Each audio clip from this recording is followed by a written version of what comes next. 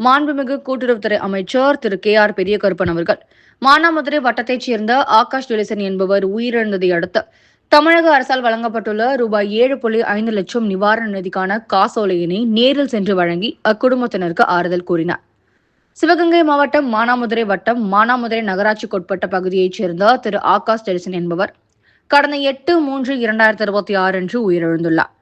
இருந்த அந்நபரின் குடும்பத்தினருக்கு தமிழக அரசால் வழங்கப்பட்டுள்ள ரூபாய் 7.5 லட்சத்திற்கான நிவாரண நிதிக்கான காசோலையினை மாண்புமிகு கூட்டுறவுத்துறை அமைச்சர் திரு கே.ஆர். பெரியகருப்பன் அவர்கள் மாவட்ட ஆட்சித்தலைவர் திருமதி கா. பொற்கொடி ஆபா அவர்கள் தலைமையில் நேரில் சென்று வழங்கி அக்குடும்பத்தினருக்கு ஆறுதல் கூறினார்.